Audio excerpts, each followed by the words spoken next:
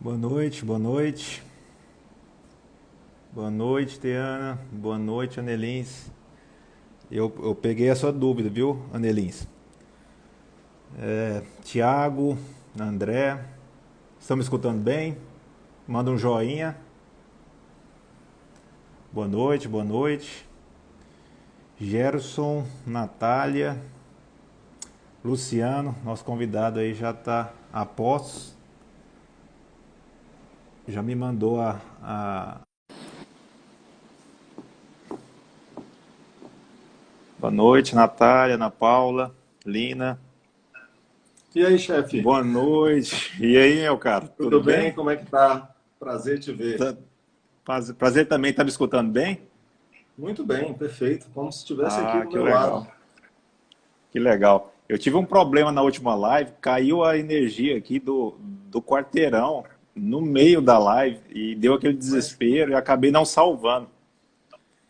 E quem essas é que não intempéries que a gente teve passa, né? problema? Eu já tive também, minha internet caiu. Já aconteceu de o meu celular cair, se soltou da base e foi voando por aí. Já aconteceu tudo, então isso faz parte dos tempos modernos, né? A Faz gente tem parte, que. né? Faz parte do jogo aí, né? Com certeza. Estou E, aqui. Luciano, para manter esse propósito contraído aí, eu estou pensando até agora no layout da postagem, né? Você me disse lá que parecia o Mickey mesmo, com as duas bolinhas. Você viu? E eu não tive essa Mas isso é bom percepção que chama aguçada, atenção. E não. como eu Agora, adoro o Mickey, eu deixei ele rolar, né? Não achei nada de ruim. Eu sou um fã do Mickey, né? Em verdade. às vezes é uma saudade, né? Com a Disney fechada, né? Eu falei, não, às vezes é Sim, uma saudade que ele imagina, está tendo ali. a Disney não fecha em dia nenhum. É sinal demonstrativo Pois de que é. o coronavírus não é uma brincadeira e nem uma gripezinha, né? É uma problemática que está mudando, de fato, as coisas, né? E criando novos paradigmas, né? Agora mesmo eu estava numa live com o pessoal da Associação dos Advogados do Trabalho de Pernambuco, falando sobre as audiências telepresenciais, e eu acho que é uma quebra de paradigma, como foi o PJE, o processo judicial eletrônico, né? Em relação a quem viveu o processo físico, e eu vivi o processo físico, eu vivi até, eu tive até classista, né? Então, você perceba aí o grau de envolvimento na história, né? Comecei em 1995, então tem um tempinho já essa minha estrada jurídico-trabalhista. Em realidade, em 95, como magistrado, porque antes disso eu era servidor da justiça, eu era secretário de audiência, eu fui secretário de audiência. Pois é, essa que é a dinâmica aqui do encontro, é justamente proporcionar essa aproximação do expoente que você é, né? Você realmente é uma pessoa bem à frente do seu tempo, tem vários livros, livros de renomes aí, e inclusive a minha história com você foi tanto como leitor, né? Principalmente do livro de condutas antissindicais, que eu acho fantástico o livro, e do curso de Direito do Trabalho, que é um curso que foge um pouco do padrão que a gente está acostumado aí no mercado, né? Que eu recomendo para vários alunos, e inclusive para quem está querendo galgar um cargo de juiz do trabalho ou procurador do trabalho. Mas o que mais me chamou a atenção, professor geralmente não lembra, mas o aluno fica registrado na memória. Você deu aula para mim no curso da ENAMAT, no 18º curso de formação de magistrados. Sim, E sim. foi um momento especial, porque passou umas diretrizes, uns pensamentos assim, que fugiram do padrão, né? Pelo menos na minha percepção. E eu lembro até hoje que a sua aula lá falava sobre bancário e se bancário seria ou não categoria diferenciada. E causou Sim, aquele sim. alvoroço lá na turma, quase ninguém soube responder, e você veio com o julgado do Supremo, apesar do TST ter vários acórdãos assim divergentes, né? Ora falando que seria categoria diferenciada e ora falando que não. E isso me deu uma percepção já totalmente diferenciada.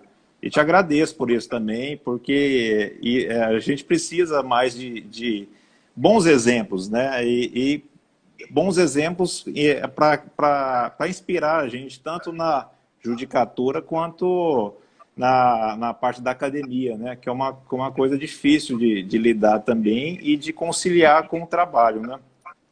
E é isso, o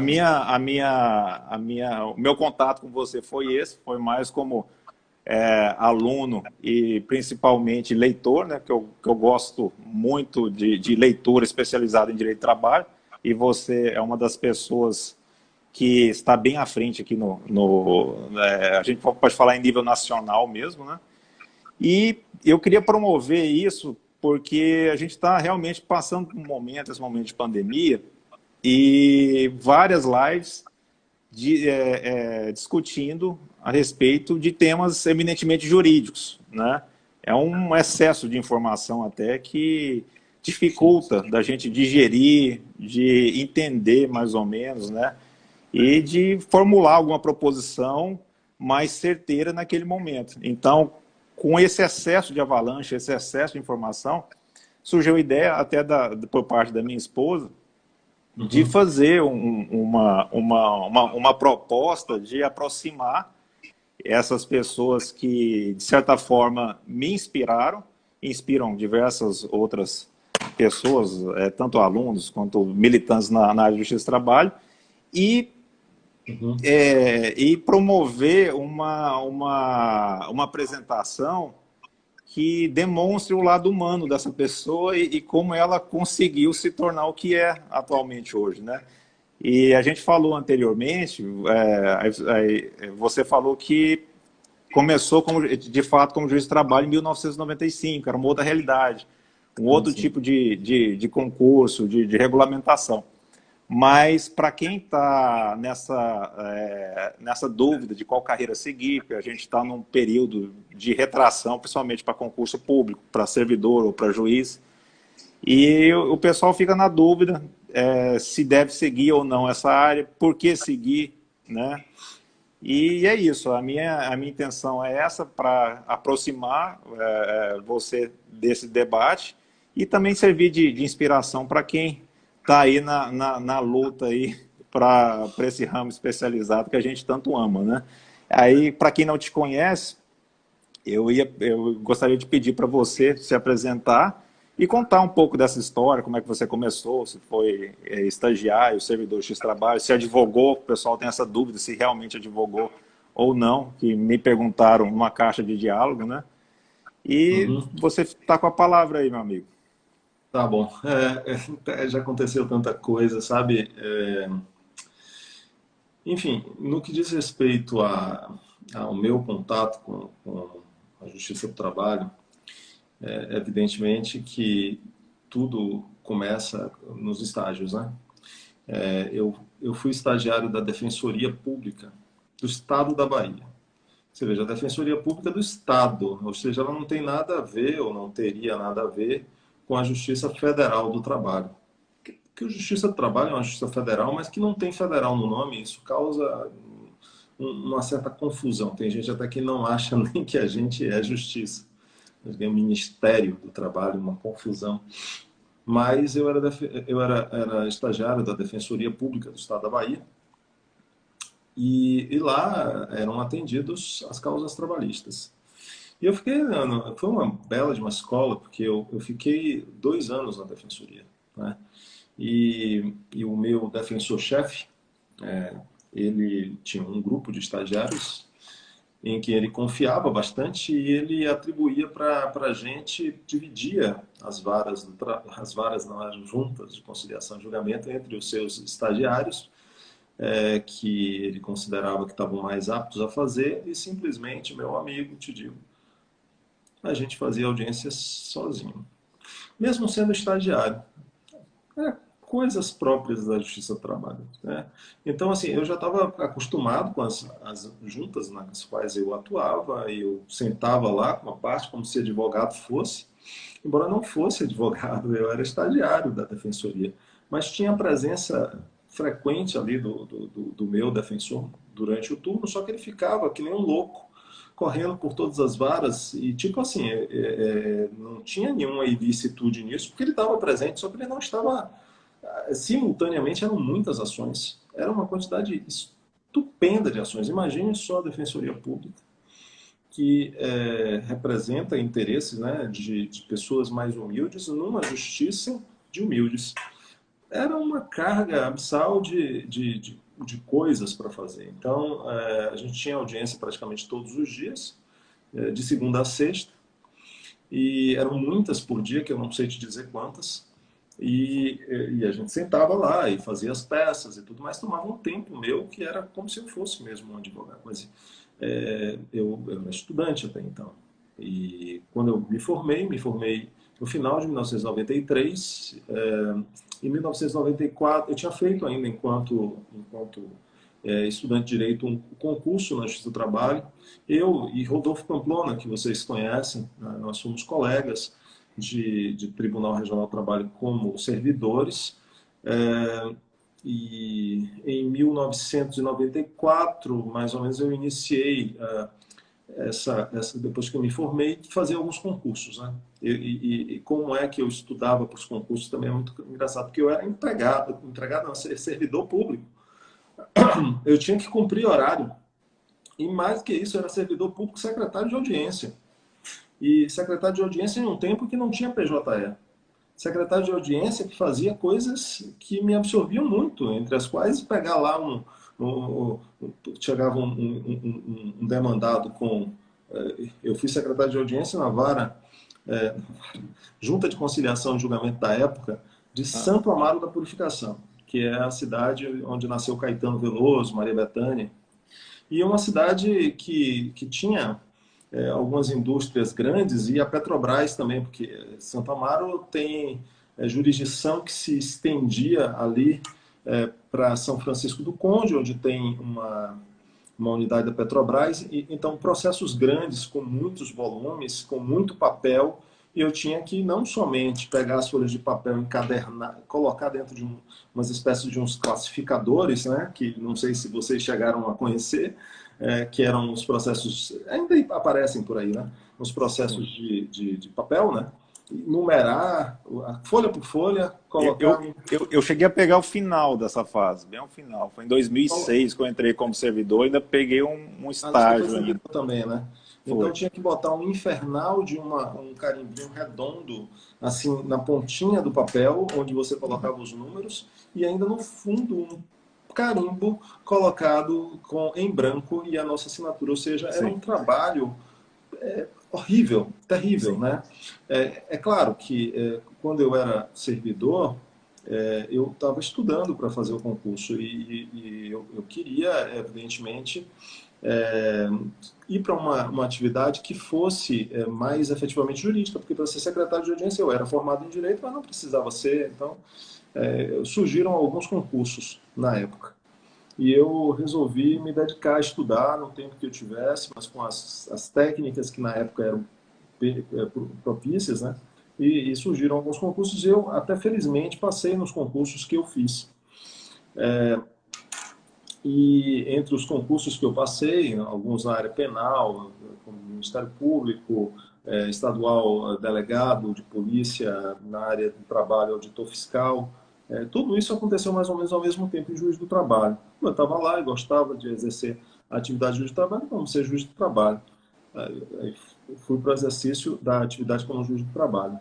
Eu posso até falar um pouco sobre como era o estudo e tudo mais, mas era bem diferente do que se realiza hoje, né? Primeiro que a gente vivia uma época em que não havia internet, as atualizações eram feitas mediante o diário oficial da União, né? A gente tinha ou assinatura ou conhecia alguém que tinha, então ficava sempre olhando para ver se tinha alguma mudança normativa.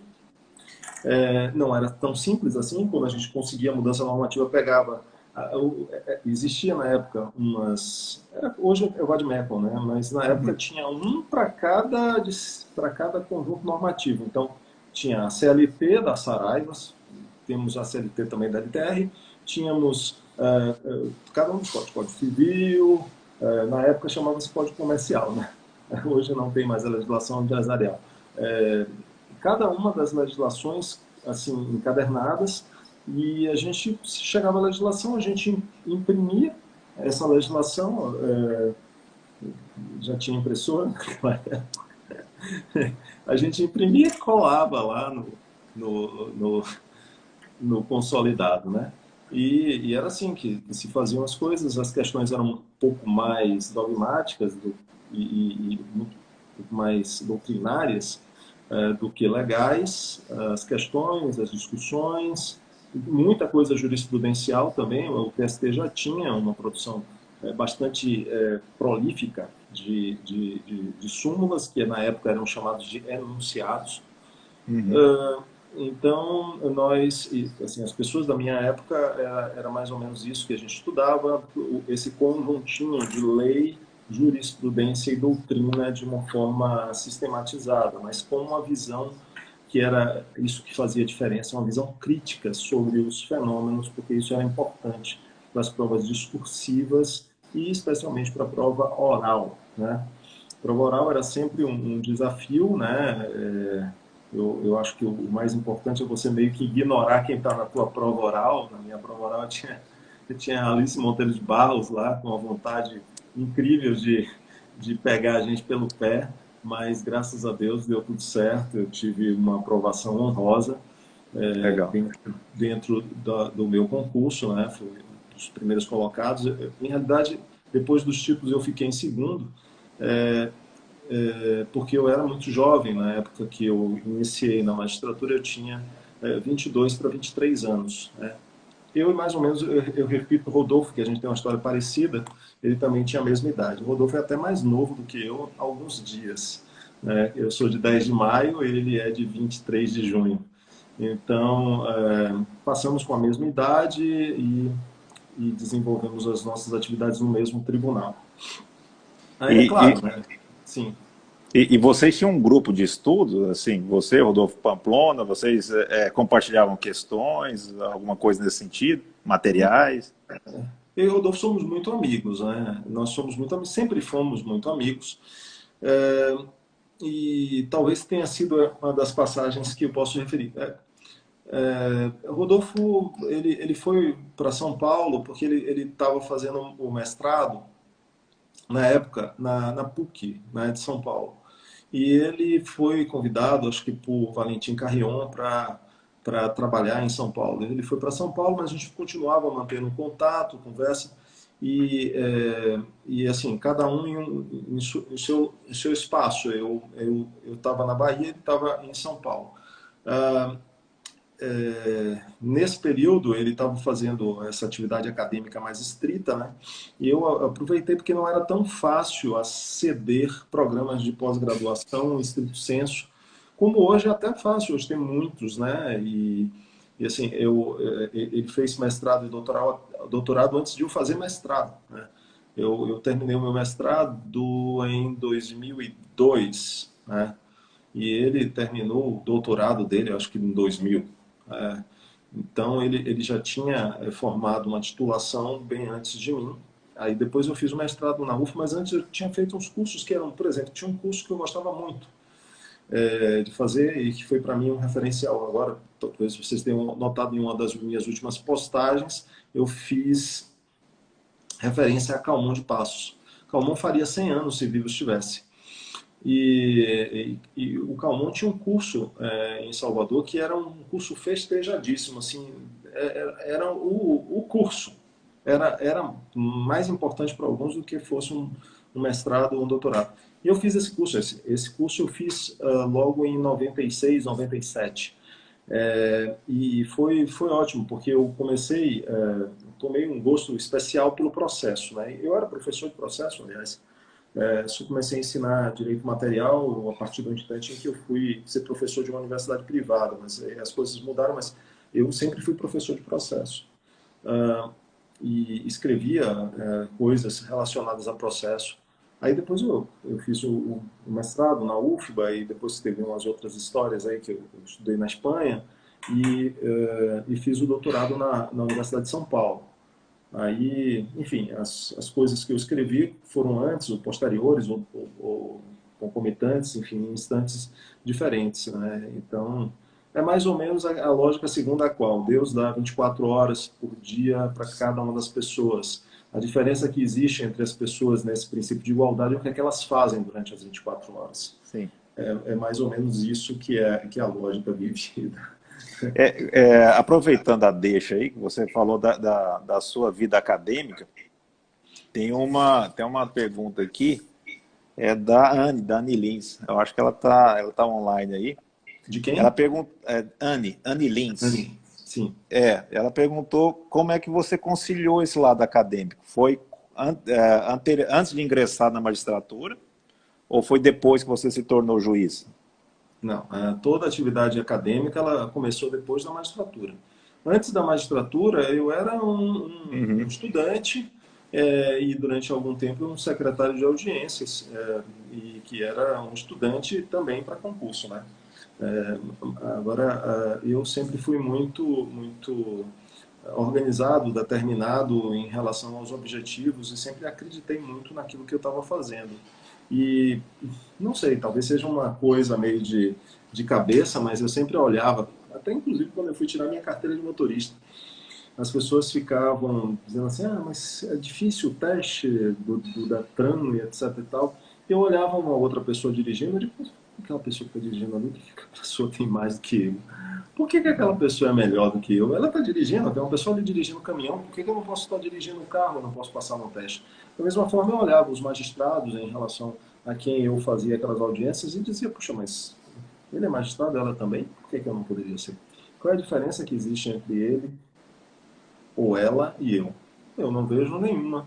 Então é mais ou menos assim, eu acho que a intimidade com a situação faz com que a gente torne a situação menos problemática e talvez isso nos leve a ceder as coisas com um pouco mais de tranquilidade. E a crença, né? Sim, e assim, esse despertar aí para a área trabalhista foi quando? Foi na faculdade? Foi desde o princípio da faculdade? Pensou em outra área, criminal, civil? Ou sempre quis a área trabalhista? É interessante. O meu estágio na Defensoria Pública, que eu fiz basicamente estágios em lugares que os estágios eram bem cansativos e problemáticos. Problemáticos porque tinham muitos problemas para resolver. Então eu fiz estágio na OAB, no Serviço Judiciário da OAB, e na Defensoria Pública. Então, na Defensoria Pública eu comecei, até interessantemente pela sua pergunta aí, eu comecei na área penal. Eu tinha uma afeição muito grande pela área penal, eu gostava muito, eu era um bom aluno e também eu gostava da doutrina penal. Então, tanto é que eu passei em alguns concursos que eram próprios da área penal, mas não necessariamente era alguma coisa que me atraía a ponto de dizer, não, eu sou desesperadamente apaixonado por penal. Eu acho penal uma disciplina linda, bacana, assim como também o direito do trabalho é cativante. E, não sei, acho que foi um chamado, sei lá, não sei dizer. As Sim. coisas vão acontecendo, né? Como diz Caetano Veloso, Caetano tem uma frase que ele diz num disco que ele fez com Maria Bethânia, comemorando lá aniversários, um aniversário lá de carreira de Maria Bethânia. Ele dizia em relação a ela, é incrível o poder que as coisas parecem ter quando elas precisam acontecer. Então, precisava acontecer, eu precisava ser da área trabalhista. O destino se incumbiu de criar situações que foram se encaixando e me levando para lá. Foi algo natural, né? Foi bem É natural, nada. difícil a gente encontrar uma justificativa. Foram acontecendo coisas e isso era para acontecer. É mais ou menos isso. É que geralmente o pessoal vai fugindo da área criminal, né? Quem não gosta muito Tem da área gente que criminal adora, vai. tem gente que adora, tem gente que adora e até o que eu não concordo, tá? É essas questões relacionadas a menosprezar uma área porque você não integra ela. Geralmente a gente menospreza o que a gente não sabe. Sim. Quando alguém não sabe trabalho, dizer eu odeio o trabalho, detesto, não é bem isso. Olhe direito. Em realidade, quando você diz que você não gosta de trabalho, que você não gosta de penal, que você não gosta de tributário, ou que você não gosta de empresarial, você está querendo ocultar uma verdade, que é que você não sabe trabalho penal, empresarial, ou seja lá o que for. E aí você prefere dizer que você odeia ou que você não suporta ou qualquer coisa desse. É mais fácil, né? É mais Sim. fácil. Mas todas as disciplinas são encantadoras, o direito em si é muito encantador, e ele é muito parecido, a lógica interna do direito é muito parecida, seja penal, seja trabalho, seja civil, processo, tudo tem uma certa lógica, né? É bem dinâmico, né? É bem dinâmico. Mas como a gente está num mundo pantécnico, né, para utilizar uma linguagem mais acadêmica, que a gente está nesse mundo cheio de informação que não dá tempo da gente abstrair o que realmente a gente tem que utilizar para a nossa atividade de forma qualitativa. Muitas das vezes os alunos, de forma geral, já têm um preconceito, né? Uma concepção pré-estabelecida da matéria, antes mesmo de conhecê-la, né? Antes de conhecer aquele ramo especial do judiciário, ou antes mesmo de conhecer as estruturas fundantes dela, né? Isso a Não, gente percebe, né? os estereótipos se estabelecem, acham que as pessoas de direito são almofadinhas, são isso, são Sim. aquilo. A cada dia mais se demonstram que esses estereótipos eles não mais são exigíveis, nem aplicáveis, nem esperáveis. Eles são coisas que estão simplesmente caindo, né? Não tem, hoje em dia a gente não tem mais aquela imagem do estudante típico de direito, o cara que vai para aula de terno, não tem isso, não existe. Todas as pessoas, aliás, direito é um ramo que muita gente tem feito, até como uma segunda graduação, porque simplesmente ele leva para a pessoa uma capacidade de exercer melhor a sua própria cidadania. Então, tem muita gente que faz direito aí, depois de ter feito medicina, depois de ter feito economia, depois de ter feito contabilidade, contábeis, né? Sociologia, vai não fazer direito. Por quê? Porque você ganha um aporte para você lidar com a sua cidadania de uma forma melhor. Qual é o tema? Luiz Cláudio Magalhães Madeira. Luiz Cláudio Madeira, que está entrando aí, ele mora em Portugal, tá? Ele foi meu colega de mestrado, tá? Ele é professor, ele foi coordenador de curso, tá aí. Ele deve ter entrado, tá perguntando qual é o tema. Madeira, a gente está falando sobre a atividade da magistratura, sobre preparação para concurso Evocação, né? é? Eu, Evocação. e vocação, exatamente. Massa. E tocando o tema de vocação, o que seria vocação para você, para o exercício da magistratura? O que é um magistrado vocacionado? Ou aquela pessoa vocacionada para o direito do trabalho em si, né? Eu pergunto isso porque a gente está passando por uma fase bem delicada, né? Que as discussões estão bastante polarizadas, né? Em qualquer ramo que a gente fale a respeito, qualquer área de conhecimento, tá, polarizada e político-partidária, né? Vamos dizer assim. Vamos lá. Então, é uma coisa até um pouco complicada de você tomar um lado no nesse momento atual. E a área trabalhista, no geral, desde a reforma de 2017, a reforma trabalhista, ela passou por uma certa crise de alguns paradigmas, né?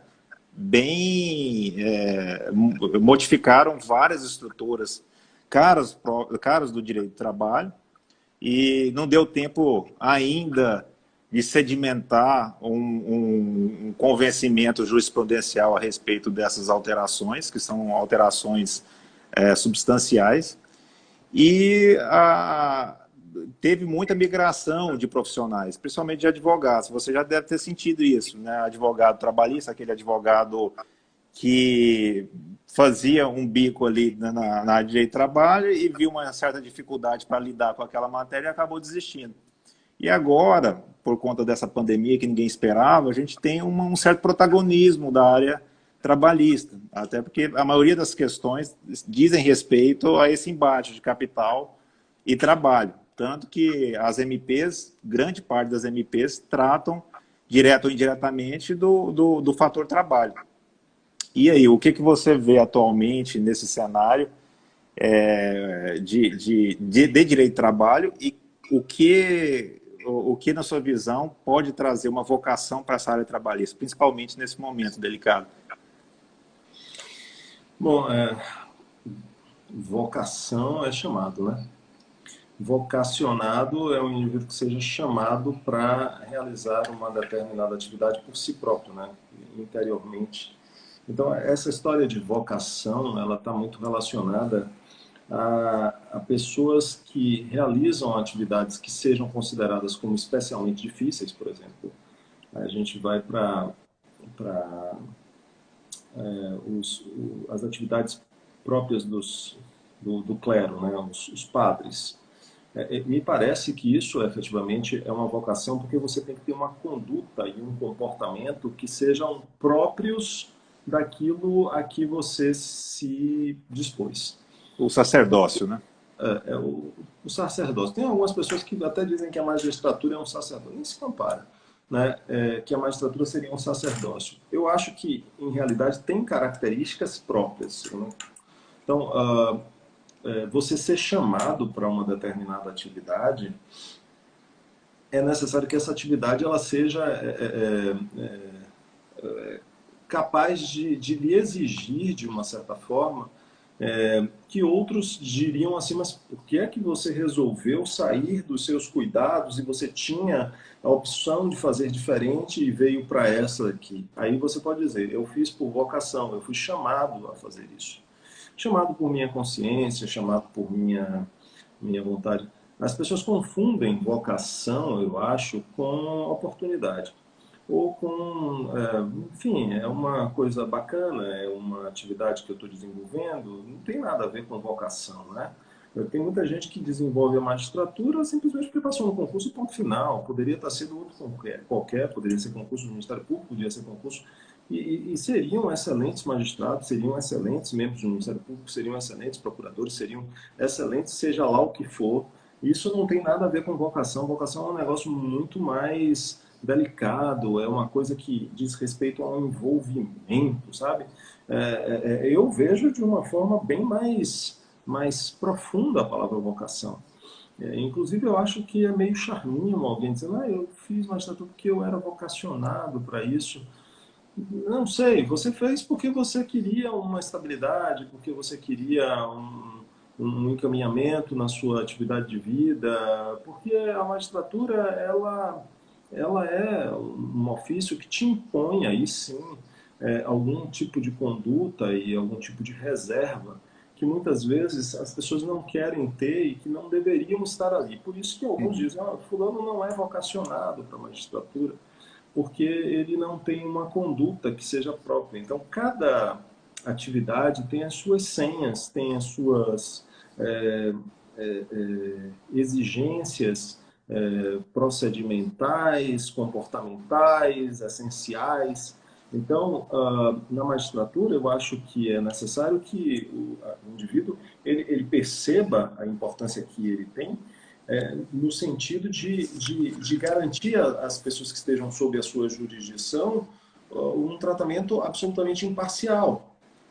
Eu particularmente, eu me sinto, às vezes, numa situação assim, embaraçosa, quando eu estou lá na mesa de audiência fazendo uma sessão e depois da sessão alguém vai lá, me cumprimenta, ou quer me dar um abraço, ou sei lá o quê, causa uma ideia que para outra parte isso possa representar Sim. uma quebra do equilíbrio, sabe? Sim. Então todo mundo precisa perceber isso, né? Que uma coisa é uma coisa, outra coisa é outra. Então amigos somos, mas quando isso se demonstra para as partes ali, isso demonstra uma quebra. O juiz tem que ter essa posição de neutralidade, né? de certa distância e manter um comportamento de vida que seja capaz de dar a ele um suporte, de se posicionar, assim, realmente é bem delicado até falar sobre isso, né? Sobre comportamento. Mas a atividade do magistrado não retira dele a condição de ele ser um ser humano. Ele pode ir para a academia, pode ir para a praia, pode nadar, pode fazer o que ele quiser. Em verdade, ele só tem que ter uma atitude mais reservada no exercício da profissão dele, a mesa de audiência, na produção da sentença, imagina.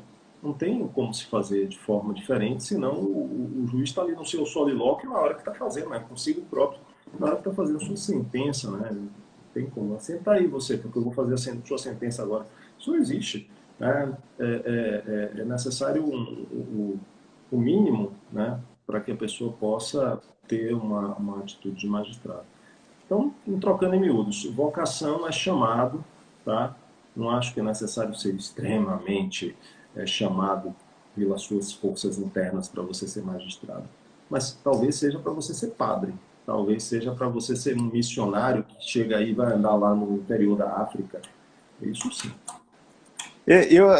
Eu concordo em termos, né? Eu realmente a acepção do vocábulo vocação é facilmente ligado ali ao exercício do sacerdócio, algum exercício religioso. Mas chamado, né? sim, sim. Mas quando a gente lida com o serviço público no geral, o que a gente pode enquadrar o ramo da magistratura, inclusive a do trabalho, a gente nota aquelas amarras do próprio funcionalismo público. O que eu chamo de magistrado vocacionado é aquele magistrado que foge um pouco do comum, do que se espera de um servidor público padrão, vamos dizer assim. Pode ser o servidor que cumpridor das suas exigências, mas a partir do momento que você está investido em jurisdição, ainda mais uma relação assimétrica, que é essa relação de capital e trabalho, se você não tem um trato especial, né, você vai estar influenciando em vidas, inclusive em desfecho do capital econômico ali daquela localidade. Então, não raras vezes a sua decisão vai impactar diretamente no fechamento de uma empresa, impactar diretamente na subsistência de um trabalhador. Aí o que eu chamo de vocacionado é o seguinte: aquele magistrado que só está pelo exercício da função, simplesmente pelo status, pelo dinheiro, né? Isso por si só, sem saber ao certo qual é o papel que ele tem de importância naquela sociedade, eu acho que você vai ser um aplicador de direito mediano sem corresponder ao certo o que exige um Estado democrático de direito. É por isso que eu utilizo, às vezes, esse vocábulo como vocação, mas distanciando, logicamente, um pouco ali da versão original da palavra, mas justamente para aproximar o juiz como autêntico representante de Estado e solucionador democrático de decisões. É justamente essa que é a ideia, né? A partir do momento que você se veste naquela roupagem de máquina pública, né? De apenas fazer o seu expediente, cumprir o seu dever, mas sem a responsabilidade condizente de um magistrado, que que as partes esperam, né? E tanto em audiência quanto em decisões, fatalmente você vai entrar naquela engrenagem da mesmice, do servidor público ali que só quer a remuneração. Mas é mais ou menos nessa ideia. Então, assim, eu concordo, mas respeitando, logicamente, o seu saber jurídico aí, a questão da vocação. Tem uma certa alegoria de modismo. A gente não pode distanciar disso, até porque atualmente nós vivemos num estado de coaching, né? Coaching jurídico, que na sua época não tinha, né? Porque realmente você já fazia o seu planejamento. Tinha Pois é, o pessoal fala que é um fenômeno novo, mas sempre existiu um treinador, né? Um treinador que... Desde Sócrates. Exatamente, sempre existiu a figura do treinador, mas agora tem um certo modismo. Logicamente que essa expressão ela já traz um significado por si só e expressa uma ideia forte. Mas a minha intenção era justamente essa, para aproximar a gente do diálogo e sempre de forma respeitosa aqui, a gente conversando como camaradas aqui, que eu te admiro bastante. E você me disse, aproveitando aqui a live, que tinha um grupo de estudo para a prova oral, não é? Sim. Você pode falar um pouquinho a respeito, como é que funcionava a dinâmica desse grupo? Posso, só para encerrar a história da vocação, eu penso que existe também uma variável que é as pessoas conscienciosas, né? Conscienciosas são as pessoas que têm consciência do que têm que fazer e da importância que tem para a sociedade, independentemente de terem ou não sido chamadas lá pelo seu interior para poderem fazer isso ou não, né? Porque às vezes a pessoa é chamada pelo seu interior, no interior dá um grito, mas venha, e a pessoa não é conscienciosa, né? Uhum. Então não compre as suas atividades com a consciência que precisa ter e com a razoabilidade que precisa. Isso acaba muitas vezes impactando bastante nos resultados que essas pessoas acabam produzindo das suas funções. Acabam, às vezes, indo além dos limites daquilo que se esperava e produzindo verdadeiros descalabros. Mas quando interfere muito, né? Então você tem que saber até onde. Consciencioso parece ser um vocábulo bem bacana, mas a gente usa muito vocação mesmo, no sentido de, poxa, tá preparado para o exercício da atividade e vai ser recepcionado bem por ela e pela sociedade, pela comunidade. Essa palavra realmente é muito utilizada. Bom, vamos lá. E consciencioso também de não ia ficar tão bonito aqui no layout aí da live. Sim, né? sim, é por causa do layout, exatamente. Então, sobre eu, assim como também eu fiz menção a Rodolfo, né? Nós ensinávamos em curso preparatório. Eu até ensinei, eu acho que mais do que ele, não sei dizer em termos de quantidade, mas eu ensinei muito no Juspódio e em outros cursos, né, preparatórios, mas especialmente ali, que era um curso que foi um curso bastante conhecido e que ali surgiu a editora, né? A editora surgiu do curso. E em um dado momento, não me recordo exatamente quando, alguns concursos estavam acontecendo e não sei exatamente quem foi chamado, se foi Rodolfo ou se foi Cláudio Brandão, que é o ministro do TST. E aí um ligou para o outro, que a gente tinha uma interação muito grande, eu Cláudio e Rodolfo, e pediram para que a gente fizesse umas bancas simuladas, né, para umas provas da magistratura, Ministério Público. Então a gente começou a fazer para um monte de gente, eu não sei exatamente nem quantos, mas é uma quantidade bem grande mesmo, sei lá, mais de, não sei dizer, sei lá, mais de 150 pessoas. Então a gente já fez várias bancas e a gente fazia isso voluntariamente, né? Isso não era uma coisa que a gente oferecia abertamente, porque senão a gente ia ficar assoberbado, considerando que nessa época nós tínhamos uma quantidade imensa de concursos, né? A Justiça do Trabalho cresceu muito depois da emenda constitucional número 20, né?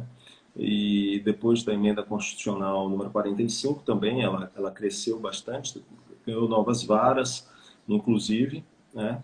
E por conta dessas particularidades surgiram muitos concursos para a magistratura e muita gente também fez concurso para o Ministério Público do Trabalho. Então nós acompanhamos, e talvez alguns que estejam assistindo, não sei se tiver alguém aqui, pode até falar, nós fazíamos um acompanhamento dessas pessoas, mas não como coaching. Nós acompanhávamos, avaliávamos, fazíamos as provas simuladas, dávamos feedbacks, mas absolutamente voluntários, sem nenhum tipo de vantagem de natureza econômica, não ganhamos absolutamente nada por isso. Nunca. Sempre foi a título gratuito mesmo. Eu fiz uma experiência aqui, nós fizemos, eu acho que foi nesse concurso nacional agora, eu resolvi fazer um simulado, né? Eu acho que era isso, mais ou menos, que vocês faziam. Era um A gente simulado fazia, nós para... fizemos bastante, sei lá, uns 150 por aí. 150 pessoas, mais ou vocês fizeram menos. bastante, né? Muito, muito, Como a bastante. dinâmica mudou de uns 2 anos para cá, com a nacionalização do concurso, né, e o concurso se tornou nacional, com a redução da oferta de certames, né? Aí o concurso nacional, agora o último foi de 2019, foi 2019, salvo me engano, 2018 ou 2019. E aí eu sempre tive esse trabalho também junto com a secretaria, por exemplo, de algum servidor consciencioso, né, de seu papel ali, que queria extrapolar ou galgar um cargo dentro da administração pública, como magistrado, por exemplo. A gente tinha alguns grupos de estudos, né? Eu tentei fazer isso aqui na segunda vara de trabalho de Porto Velho. Fizemos um grupo de WhatsApp com vários participantes, aí trocava informações, trocava materiais, tudo a título gratuito, sem cobrar nada. Sim. Até porque eu acho que a intenção é incrementar o aparato da Justiça do Trabalho. Então, se você está ali fornecendo curso, promovendo o saber jurídico dentro da estrutura do judiciário, você está incrementando a própria prestação jurisdicional. Sim, sim. Então, queira ou não queira, mesmo que aquele servidor ele não esteja ali num determinado momento, ou ele participe de um processo de remoção, você não vai estar destinando um saber jurídico só para aquele servidor, mas você vai estar potencializando a própria atividade jurisdicional. Isso que eu sempre acreditei. E a gente fez esse grupo e ficou um tempo com esse grupo. Ele foi desativado depois do concurso nacional, o pessoal desanimou um pouco, mas ele resultou num evento aqui que foi bem legal aqui na região.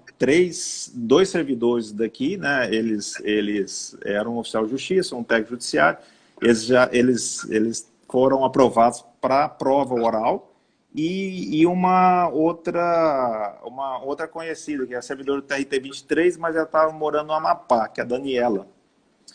E aí eles estavam bem um pouco desnorteados de como seria a postura, conhecimento jurídico para o enfrentamento dessa prova. Aí eu resolvi, com outros magistrados aqui, fazer um curso beneficente. Então foi cobrado um valor e esse valor foi revertido por uma instituição beneficente local. E foi fantástico, a gente fez, inclusive com a participação do Marcos Calércio, e ele esteve aqui presente, se dispôs também a título gratuito para participar. Fizemos 2 bancas e uma exposição que eu fiz juntamente com outro colega, o Luiz. A gente fez uma exposição falando de síndrome do impostor. Muitas das vezes o pessoal está numa fase avançada do concurso e menospreza o próprio conhecimento jurídico, que não seria merecedor de estar ali naquele momento. Então a gente tirou todos esses estigmas e viabilizou esses simulados. Foi uma experiência fantástica, tanto que quando você falou, eu já fiz esse paralelo com o que eu apliquei aqui. Vários magistrados também participaram disso. E foi assim, uma experiência que eu vou levar para a vida toda, inclusive eles. Então, eles ficaram tão contentes com a situação que deram uma calma maior, uma segurança para essa prova, né? Que não foi uma prova fácil. Hoje, a prova da magistratura do trabalho oral são 5 examinadores, né? Acredito que na sua época tenha sido 3, né? Não, 3. Hoje são 5 examinadores com 60 minutos de prova. Então, realizada lá no TST, com 12 minutos cada examinador. O que, às vezes, dificulta ainda mais nesse cenário atual de enxugamento de concurso e pelo fato do próprio TST estar organizando. Então, são ministros que compõem a sua banca, o que aumenta ainda a dificuldade. Tanto que nesse concurso tivemos o que? Eu acho que foram 40 reprovados. 15% foram reprovados dos que estavam dos que estavam habilitados para a prova oral. E graças a Deus, dos 3 que passaram pelo curso da gente, esse curso beneficente, nenhum dos 3 foram reprovados. Aí eles ligaram chorando, ligaram emocionados. Você já deve ter passado por isso Sim, aí, né, que é uma isso felicidade. isso vale muito.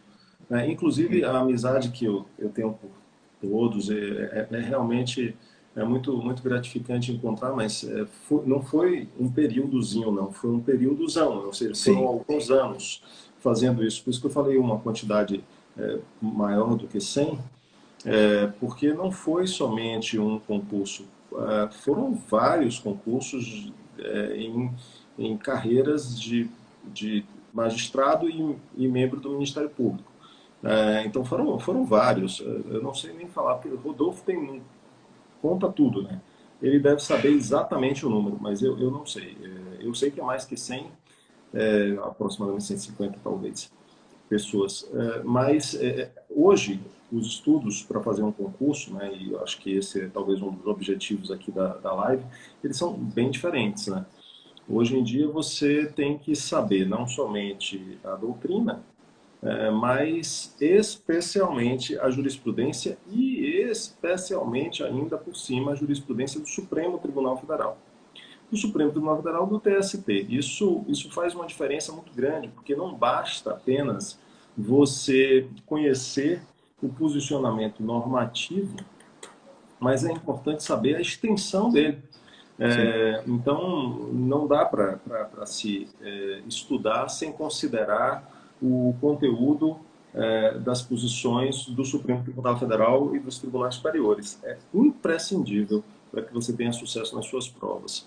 Agora, é claro que aquela primeira prova que sempre existe, que é a prova de marcar, ela é bastante fundada em texto de lei, né? Então, para você chegar em outras etapas, você precisa passar por essa. E o grande desafio que existe é que quanto mais você sabe, quanto mais você estuda, mais você questiona o texto da lei fria, né?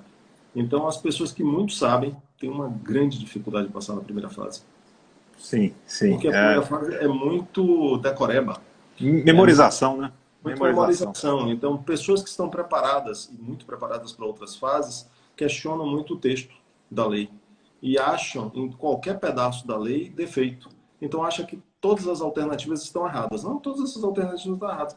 Tem uma lá que tem um texto frio da lei que não está errado, mas está certo. Então, até para fazer essa primeira prova, o indivíduo tem que se despojar da sua condição de grande estudioso e descer alguns degraus lá do seu altar para poder fazer uma prova que apenas considere a literalidade do texto normativo, né? Isso é fundamental, eu acho que para passar nos concursos de hoje em dia.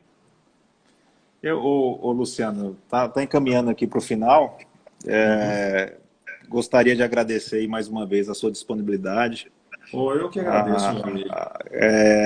Você já tem um admirador aqui que eu já expus aí no começo da live. Realmente eu lembro da aula até hoje que você proferiu lá na Enamat. Eu gostaria que você soubesse disso. Obrigado. Foi uma aula sobre direito sindical e coletivo, né? Exato, exato. É um tema que eu gosto muito de trabalhar, direito sindical. E o Eu que falo ficou direito marcado, sindical e porque o que ficou marcado para mim foi a questão do bancário, de ser categoria diferenciada ou não, que realmente foi uma provocação bem interessante naquele momento.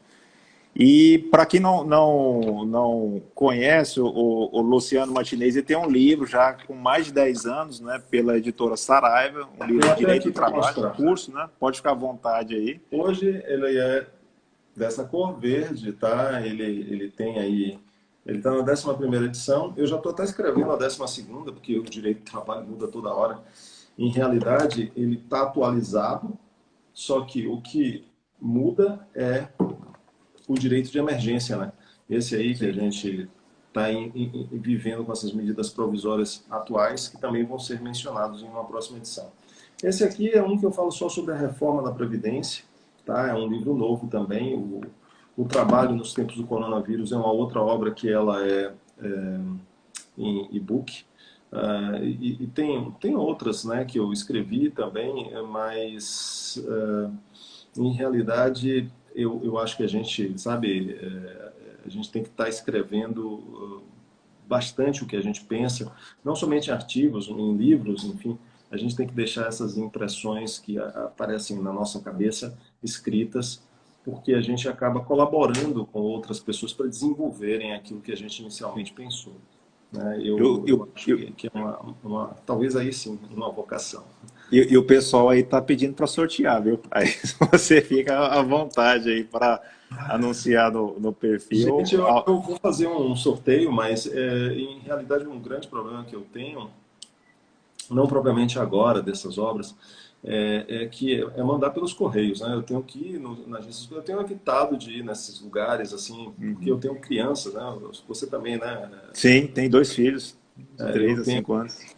Eu tenho 4. 4. Olha, você aproveita bem as 24 horas aí, viu? Tanto para o lado pessoal, para dar aula, para escrever e para mais aproveito. Alguém está falando sobre o livro sobre sindical. Eu escrevi Condutas Antissindicais, né? Mas existe uma obra, até alguns amigos, outro dia o Ney Maranhão teve aqui em casa, Ney é um colega da magistratura, e aí eu estava falando para ele, Ney, eu estou aqui com o curso de Direito Sindical e Coletivo pronto. Ele disse, eu quero ter essa... ele viu lá que estava escrito tal, que o curso está pronto, só que eu acabei indo para outras áreas. Por exemplo, no final do ano passado, eu tive que me dedicar a escrever o Reforma da Previdência, por causa da emenda constitucional 103. Aí eu parei de fazer o curso de Direito Sindical e Coletivo, ainda faltam alguns pedaços. E aí surgem coisas novas, jurisprudência, e tem que atualizar. Mas tem que sair pelo menos a primeira edição, para que a gente não fique aí só na promessa. Não é não, Madeira? Tá ótimo. Eu gostaria de agradecer mais uma vez a disponibilidade aí. Falar também que a live vai dar gravada, tanto no IGTV, no Instagram, quanto no meu blog. Eu não sei se você conhece, eu tenho um blog já com 6 anos aí de existência aí. Opa. Ele tem uma linguagem um pouco mais, digamos, atual, que o pessoal quer às vezes, uma resposta do Instituto Jurídico mais de bate-pronto, né? Hoje o pessoal acho que fica com a dificuldade de ler uns 5 parágrafos, né? E às vezes essa que é a intenção, de você colocar um texto mais enxuto, mas com uma profundidade razoável. Isso é um mérito. É um mérito. Hoje, e é difícil, não é fácil fazer isso não. Não é. Isso aí, para isso você precisa ter vocação. É necessário realmente estar vocacionado para escrever em uma linguagem que as pessoas qualquer tipo de público entenda. É bem importante que seja assim hoje, porque hoje a linguagem é muito rápida. Exige isso, né? E assim, agradecer mais uma vez, vai estar disponível. Quem não conhece o blog é www.magistradotrabalhista.com.br. E um abraço aí, meu irmão. Obrigado. Tomara que tenhamos notícias boas daqui para frente, né, com essa Covid-19 aí. E estamos lutando aí para manter esse judiciário trabalhista aí produtivo, íntegro e célere, né? Eu acho que essa é a função de todo mundo, o que todo mundo almeja, né? Com certeza. E a gente vai conseguir, sim. A gente sempre vai conseguir. Tá bom, meu velho? Um abraço, viu? Obrigado pelo convite. Um abraço para todo mundo. Boa noite a todos e até breve. Até breve. Tchau, tchau. Tchau.